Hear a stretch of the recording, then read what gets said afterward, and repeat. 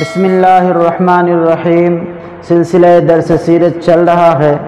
آج سے پہلے ہم نے ہمارے آقا مکی مدنی جناب محمد رسول اللہ صلی اللہ علیہ وسلم کے سلاسل انساب کو جانا، جس کی ایک کڑی حضرت ہاشم ہے۔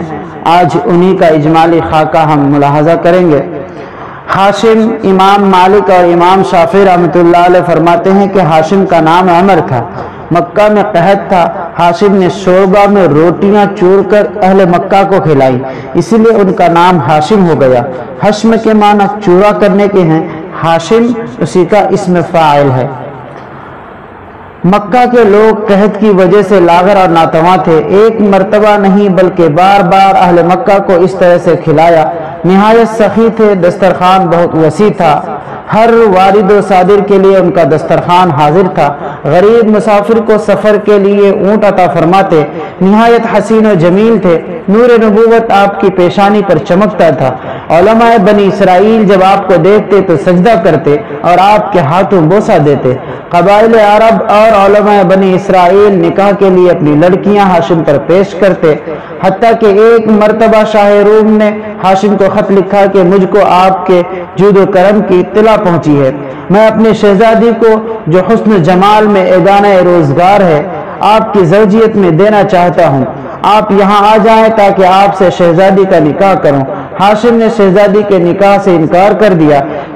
شاہ روم کا مقصد اصلی یہ تھا کہ وہ نور نبوت جو ہاشم کی پیشانی پہ چمک رہا ہے، اس کو اپنے گھرانے میں منتقل کر لے۔ کہا جاتا ہے کہ وفات کے وقت ہاشم کا سن 25 سال کا تھا۔ ہاشم ہی نے سب سے پہلے قریش میں دستور جاری کیا کہ سال میں 2 مرتبہ تجارت کے لیے قافلہ روانہ ہوا کرے، موسم گرما میں شام کی طرف اور موسم سرما میں یمن کی طرف۔ اسی دستور کے مطابق ہر موسم میں قافلہ روانہ ہوتا، لق و دق بیابانوں سے خشک و ریگستانوں اور بحر و بر کو قطع کرتا ہوا موسم سرما میں یمن اور حبشہ تک پہنچ جاتا۔ نجاشی شاہ حبشہ ہاشم کی بہت مدارات کرتا، ہدایہ پیش کرتا اور موسم گرما میں شام اور غزہ تک پہنچتا۔ قیصر روم بھی ہاشم کے ساتھ نہایت احترام کے ساتھ پیش آتا، نذرانہ بھی پیش کرتا۔ ہاشم نے اپنے قوم کے لیے 2 سفر کا طریقہ جو جاری کیا۔ ہاشم حکومت یمن اور حکومت روم سے قریش کے دوران تجارت کی حمایت اور حفاظت کا حکم حاصل کیا۔ عرب کے راستے عموماً چونکہ لوٹ اور تجارت سے معمون نہ تھے، اسی لیے ہاشم نے قبائل سے یہ معاہدہ کیا کہ ہم تمہاری ضرورتیں بہم پہنچایا کریں گے، تم ہمارے قافلے کو کسی قسم کا ضرر نہ پہنچانا۔ اسی حسن تدبیر کا یہ نتیجہ ہوا کہ تمام راستے معمون ہو گئے، اور حق جل شانہ نے اپنے کلام میں قریش کو یہ انعام یاد دلایا ہے، لإیلاف قریش ایلافہم رحلۃ الشتاء والصیف فلیعبدوا رب ھذا البیت۔ جب ایام حج آتے تو ہاشم تمام حجاج کو گوشت اور روٹی اور ستو کھجور یہ چیزیں کھلاتے اور زمزم کا پانی پلاتے۔ مینا اور مزدلفہ اور عرفات میں بھی اس طرح کے کھانے پینے کا انتظام فرماتے۔ امیہ ابن عبد شمس کو ہاشم کا یہ جود و کرم، تمام عرب میں ان کا یہ اقتدار بہت شاق اور گرا تھا۔ امیہ نے بھی اس کی کوشش کی کہ ہاشم کی طرح لوگوں کو کھلائے، مگر باوجود ثروت اور دولت کے ہاشم کا مقابلہ نہ کر سکا۔ ایک بار ہاشم قافلہ تجارت کے ساتھ سفر کے لیے روانہ ہوئے۔ راستے میں مدینہ منورہ ٹھہرے۔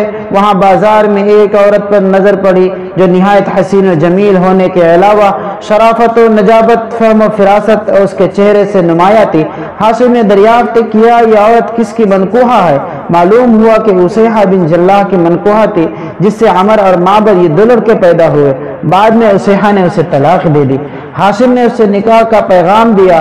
ہاشم کی نسبی شرافت اور ذاتی مکارم کی وجہ سے اس نے اس پیغام کو قبول کیا اور نکاح ہو گیا۔ اس عورت کا نام سلمہ بنت عمر تھا، جو قبیلہ بنو نجار سے تھی۔ نکاح کے بعد ہاشم نے ایک دعوت دی جس میں تمام قافلہ والے شریک تھے۔ کچھ لوگ قبیلہ خزرج کے بھی مدعو تھے۔ ہاشم نے نکاح کے بعد کچھ روز مدینہ میں قیام کیا۔ سلمہ کو حمل ہو گیا، جس سے عبد المطلب پیدا ہوئے۔ جس وقت پیدا ہوئے تو سر میں ایک بال سفید تھا، اسی لیے شیبہ نام رکھا گیا۔ ہاشم قافلہ کے ساتھ غزہ کی جانب روانہ ہوئے۔ غزہ پہنچ کر ہاشم کا انتقال ہو گیا اور وہیں مدفون ہو گئے۔